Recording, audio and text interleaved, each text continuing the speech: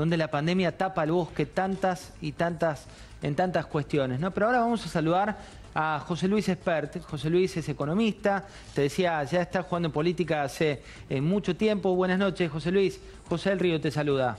Hola, ¿cómo te va, José? Bueno, se cerró un acuerdo con los acreedores. ¿Qué implica?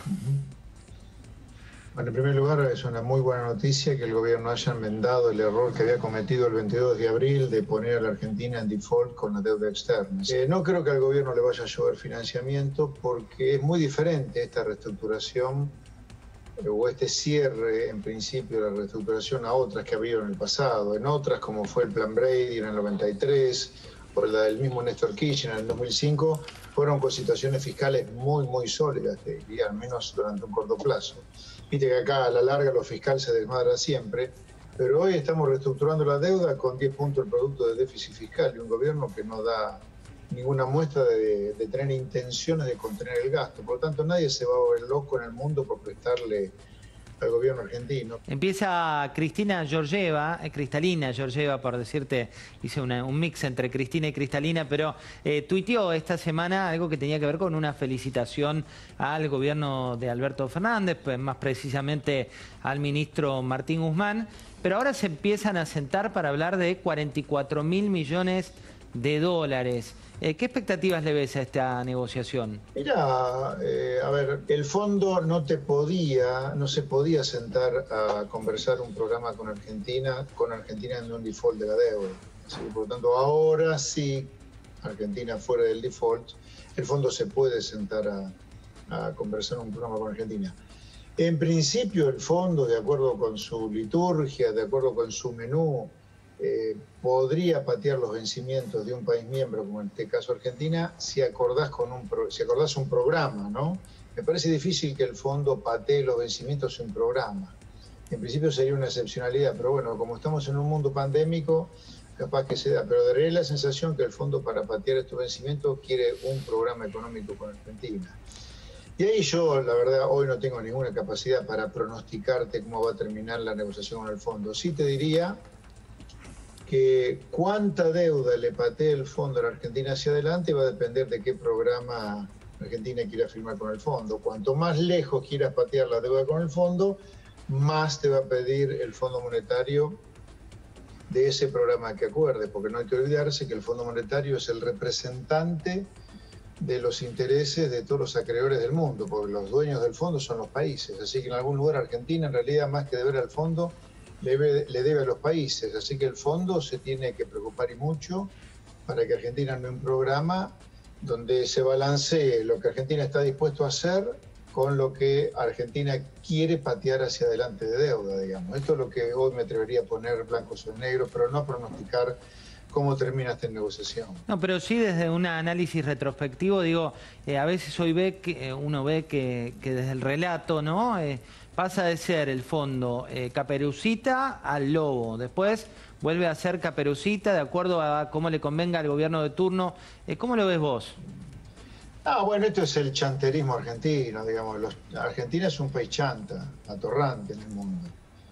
Pide prestado, llora que le presten. Es más, no solo llora cuando no le alcanza la plata, sino que está dispuesto a ceder soberanía, tal cual lo vemos nosotros, entre comillas, y emitir deuda bajo legislación extranjera.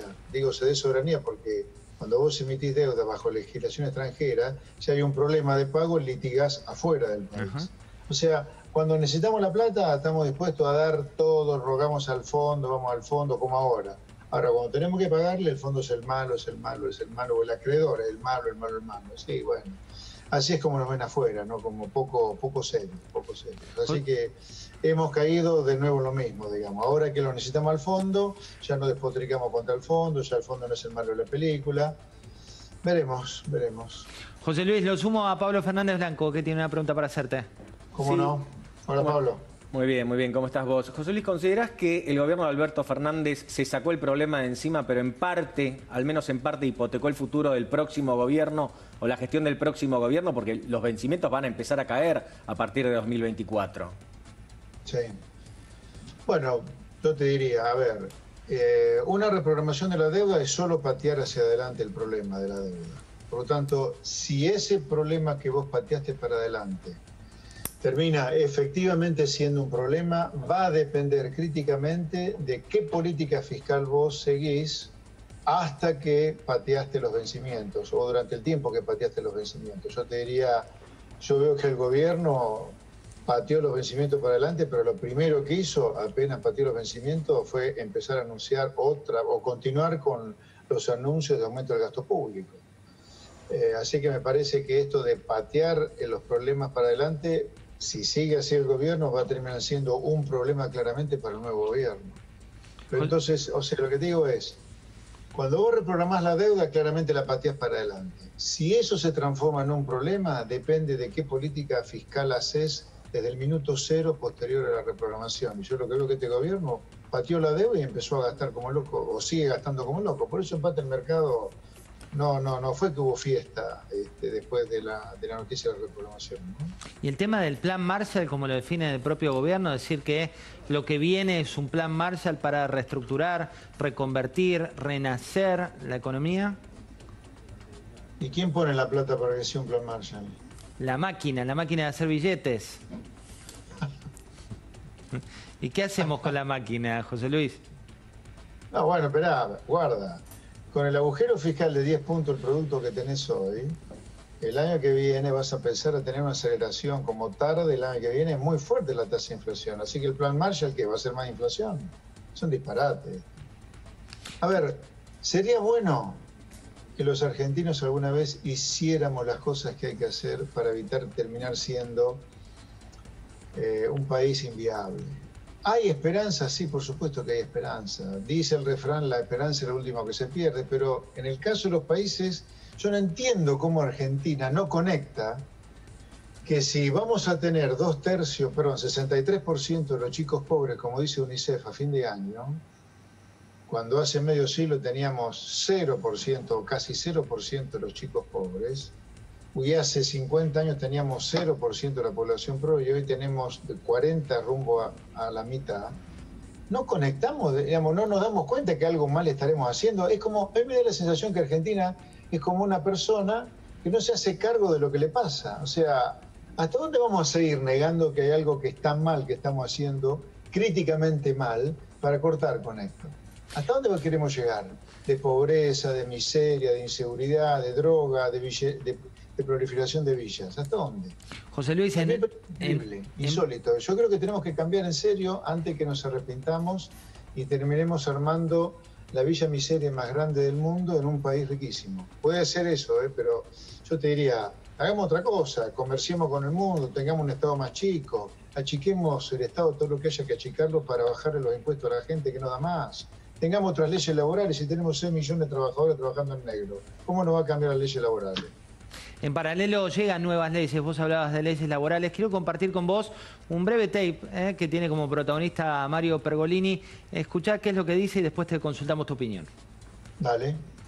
Todo el mundo todavía no se sacó una ley de teletrabajo porque la están estudiando. ¿Por qué? Porque ponen a los empresarios, que son los que van a dar trabajo, pero se sigue pensando en trabajo y el que da trabajo es la verdad, hacen todo para que el tipo que da trabajo no dé trabajo. Ustedes son unos imbéciles. En serio, son un grupo de imbéciles. Ya a esta altura creo que son en lugar de imbéciles. La verdad, hacen todo lo posible para que la gente no dé trabajo. Cada vez hacen más cosas para que no den trabajo. En serio, para mí ya están muy cerca de ser unos imbéciles, ya son. Pero ahí están a minutitos, Hacen cosas ya, bueno, después vemos cómo lo arreglamos. Ustedes son tarados, no se dan cuenta de lo que están legislando. Bueno, les dijo a lo expert, ¿no? Sí, estoy de acuerdo en lo que dije, en estas declaraciones de Pergolini, en estas particulares declaraciones, quiero que quede claro, para que no se me saque del contexto, estoy de acuerdo de 0 a 100%, 101%. José Luis. Sí, porque son parte del sistema, no puede ser que siempre estemos haciendo lo mismo, o sea, ¿hasta cuándo va a ser lo mismo? Yo creo que acá ya hay perversión y premeditación de la clase política profesional que nos gobierna desde hace tanto tiempo. Estos tipos que van saltando de un partido al otro con tal de no laburar nunca, como lo hace el grueso de la gente que nos está mirando, y viven de los impuestos que paga la pobre gente. O sea, es una cosa insólita. Aparece el teletrabajo como un atajo debido a la falta de trabajo en el medio de una cuarentena y ya lo dinamitan. Es de una perversión que raya lo que dice Pergolini, sí, sí. Ahora, yo como persona que siempre estuvo preocupada por la decadencia argentina, digo, se puede cortar esta decadencia. Ahora, se puede cortar solo si hacemos algo diferente. La buena noticia es que lo que tenemos que hacer lo hace todo el mundo que le va bien.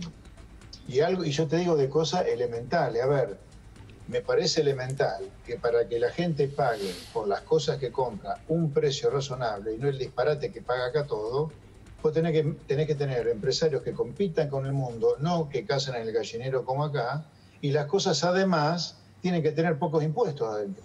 Ahora, eso implica ponerte a comerciar con el mundo, abrir la economía al comercio y reducir el tamaño del Estado, todo lo que haya que reducirlo para que la gente pague menos impuestos.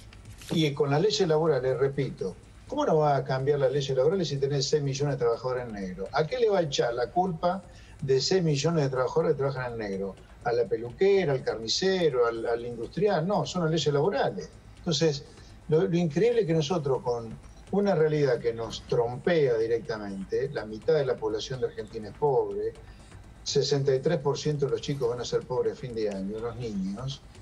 ¿Qué Argentina queremos armar? ¿Vos sabés lo que es tener 8 millones de chicos hoy que son pobres, con dificultades para adquirir conocimiento porque tienen mala alimentación? Por eso yo estoy de acuerdo con lo que dice Pergolini en esto. José Luis, lo sumo a Alfredo Sainz con una pregunta. Sí, ¿qué tal?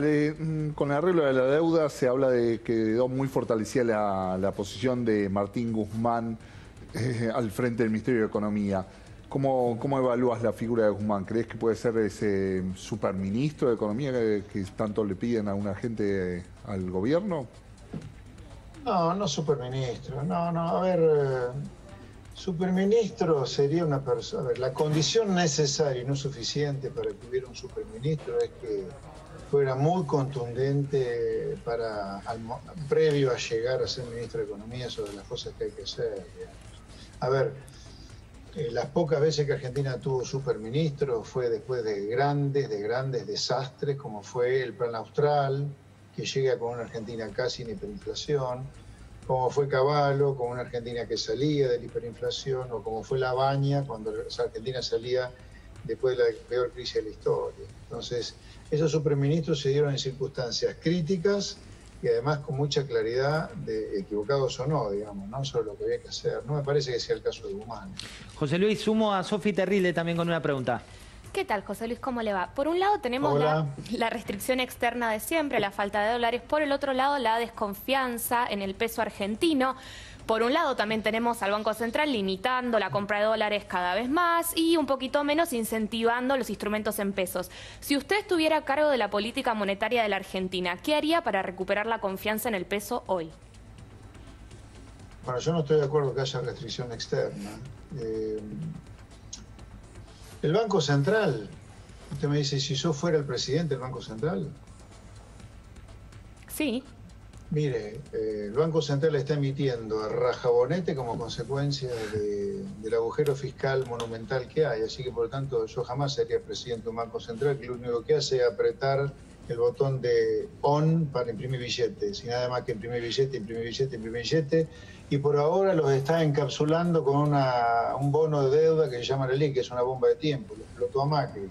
En algún momento lo va a explotar al gobierno de Fernández o a Miguel Pérez, el presidente del Banco Central. Así que no sería presidente de un Banco Central que lo único que hace es apretar play o on para emitir billetes. José Luis, hablabas de este rajabonete. Bueno, de hecho, esta semana el Banco Central emitió inclusive un comunicado hablando de lenguaje inclusivo como una de sus estrategias.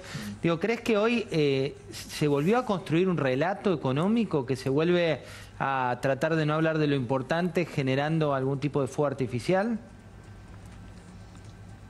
A ver, yo creo que la verdadera grieta no es entre los que estaban antes y los que están ahora, sino que la verdadera grieta es entre todos nosotros y toda la política profesional, donde viven creando falsas grietas, falsos relatos simplemente para alternarse o pasarse la posta. Sí, ahora vamos a asistir a un nuevo relato. La crisis económica la está generando la pandemia y la recuperación económica, si lo hubiera, la generan las medidas de política económica del gobierno. Ese va a ser el nuevo relato. Yo no descartaría que luego de la reestructuración de la deuda y si hay un acuerdo político, social, entre empresarios, sindicatos, haya algún suerte, no sé si veranito, pero una sensación de algún alivio, pero va a ser transitorio porque Argentina requiere de manera desesperante reformas en el sentido que yo comentaba antes, ¿no? Pero reformas que son de una complejidad extrema hacerlas, pero que si no las hacemos nos va a seguir yendo mal. O sea, yo entiendo, por ejemplo, a ver, voy a hablar con más claridad, voy a hacer una reforma. Guarda que el nuevo populismo puede llegar a ser del lado de alguna gente de la derecha o liberales bajar impuestos. Sí, querido, bajar impuestos con un agujero fiscal 10 puntos el producto, ¿qué haces con los impuestos que bajás? Entonces, para poder bajar impuestos tenés que bajar mucho más el gasto público todavía. Y eso no lo vas a hacer nunca, sino decir con claridad que tenés que proponer una regionalización del país. Hay demasiadas provincias en el país. Hay mucha gente y demasiada gente viviendo la política y la gente no da más de pagar impuestos para que se viva tanta gente en la política. Y tenés 1,5 millones de empleados públicos, que hay que decirlo, que son una estafa para el buen empleo público, que cobra menos de lo que cobraría si no estuvieran estos chantas robándole la plata. Y el día que le pagues razonablemente bien al buen empleo público, tenés que bajar impuestos a la pobre gente de laburo. Porque no hay derecho a cobrarle impuestos a la gente de trabajo para financiar un ñoque o un militante del partido que sea. Vos tenés que plantear que tenés 1,5 millones de tipos, lo tenés que despedir gradualmente del Estado. Para algún día, que el buen empleo público que hay, cobre lo que tiene que cobrar y el día que te sobre, bajes impuestos. Previamente bajar el déficit además, ¿no? Y vos mientras tengas fascinerosos como muchos tenés en el norte del país manejando provincias, impresentables como Infran, como Capitanich, donde no recaban un solo peso a nivel local y toda la fiesta de gasto público de ellos lo financian bonaerenses, cordobeses, santafesinos y mendocinos, así no es. ¿A vos te parece justo que haya un pobre laburante en la provincia de Buenos Aires reventándose, pagando bienes personales por una casita, ganancias porque ganó 2 pesos para que usufructuen personajes siniestros como Capitanich? A mí me parece muy injusto. A nosotros que nos gusta decir que somos un pueblo de gente justa, no, eso es injusto. Si Capitanich quiere hacer la fiesta que se hace con el gasto público, que la financie él cobrando el impuesto a los chaqueños, no lo va a poder hacer. Por eso hay que eliminar la coparticipación, y si eso implica que hay provincias que se tienen que regionalizar o fusionar o no se pueden bancar solas, que se haga. Pero ha llegado el momento de pensar en serio en la gente. Ahora, pensar en la gente, dada la perversión del sistema, implica ir contra intereses muy gordos, ¿no? Pero no hay solución si no vas contra ello. Es como con las leyes sindicales. Pablo Moyano dijo que me quiere ver preso por pedir la flexibilidad laboral. Pero yo lo quiero ver preso a él por cortar la salida de los centros de almacenamiento y que las empresas funcionen, no porque hace algo que no me gusta, hace algo que viola la Constitución Nacional. Clarísimo, José Luis, muchas gracias por...